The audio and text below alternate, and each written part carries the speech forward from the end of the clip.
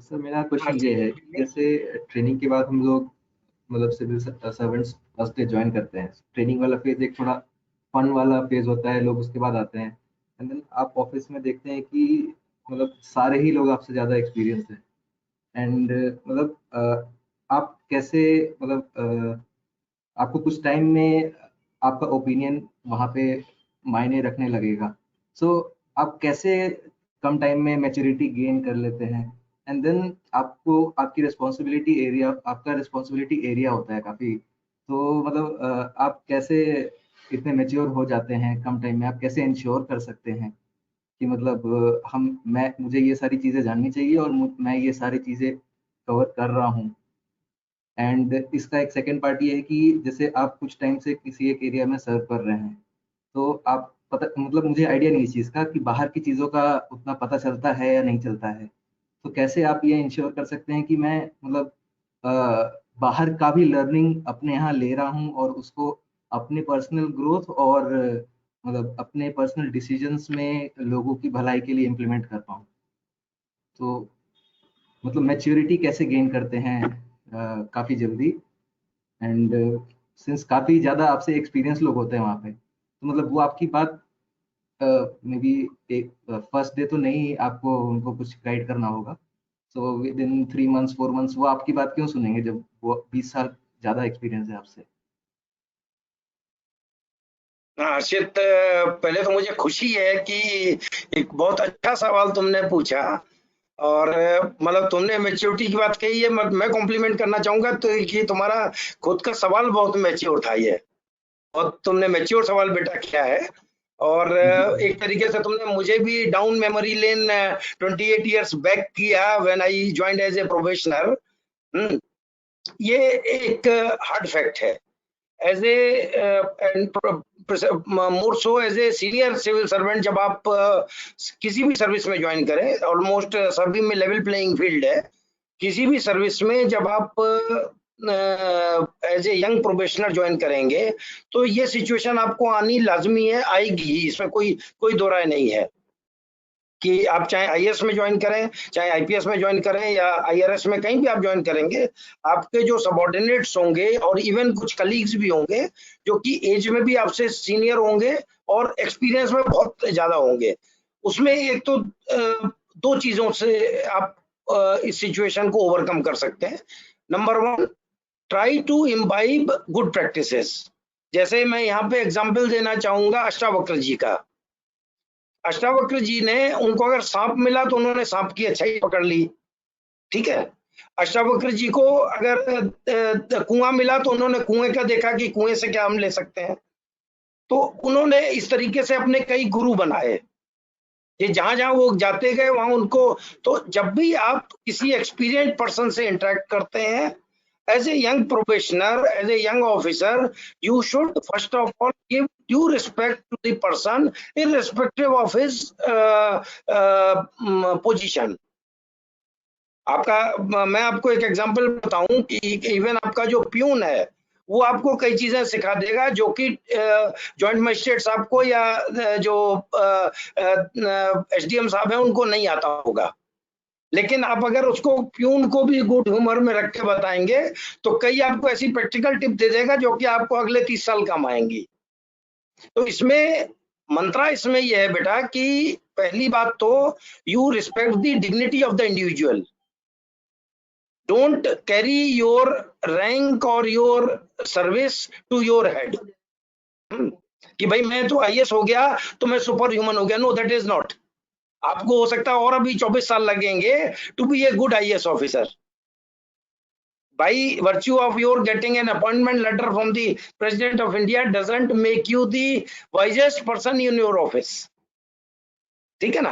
तो ये चीज आप जरूर ध्यान में रखें कि आपके ऑफिस का कोई भी कर्मचारी, और मैं अभी 28 साल की सर्विस के बाद भी इस फॉर्मूले को ग्राउंड में इंप्लीमेंट करता हूं कि इवन जो, अब हालांकि अब इतने साल के एक्सपीरियंस के बाद अब वो स्थिति अब नहीं रह गई है कि ज्यादा लोग एजेड या ज्यादा सीनियर होंगे।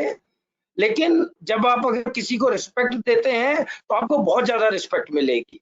कि भाई ये तो जो डीएम साहब आए हैं ये तो साहब प्यून से भी बड़ी अच्छे से बात करते हैं, बड़े उससे बात करते हैं। And the biggest catch is कि this way you are learning some tricks of the trade very informally। मतलब ये एक आपका ट्रेनिंग मीडियम भी है कि आपको प्यून जो है वो हो सकता है ऑफिस प्रोसीजर के बारे में ऐसी टिप्स दे दे, आपका जो क्लर्क है वो आपको practical tips they they which is not taught in the academy and which your peer group में नॉट बी नोइंग इवन।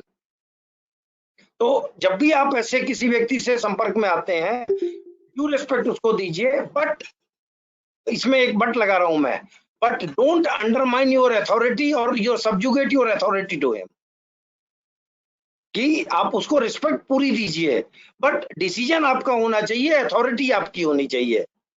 ये शुरू के 5 साल जो सर्विस में होते हैं वो बड़े डाइसी होते हैं और शुरू के 5 साल में ही आप मतलब either you make your image in the service or you kill your image in the service of being a very high-headed and proudy officer जो कि subordinates को कुछ समझता ही नहीं है। तो इसमें मतलब थंब रूल ये है कि आप उस सबऑर्डिनेट के एक्सपीरियंस को प्रॉपर वेटेज दीजिए, उससे जो मैं करंट अफेयर्स और इन सब चीजों के बारे में कह रहा था वही आपकी सबऑर्डिनेट हैंडलिंग में भी चीज है कि आप उससे इनपुट्स तो सारे ले लीजिए लेकिन दिमाग अपना इस्तेमाल कीजिए। तो इस तरीके से नंबर 1। नंबर 2 ये है कि never think that you are an inexperienced officer. बेटा देखो ऐसा है कि जो आईएएस ऑफिसर है, मैं एक एग्जांपल बता रहा हूं, अगर आप नीचे की हायरार्की से चलें, लेखपाल जो है वो लगभग 28-30 साल में नायब तहसीलदार बनता है या बीडीओ बनता है, ठीक है।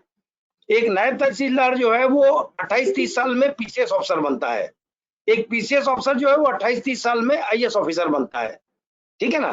अब आप इसको बैकवर्ड जोड़िए, कितना हुआ? अनुराग जी मदद करेंगे थोड़ी? मेरे ख्याल से लगभग 90 साल या 90 साल हुआ।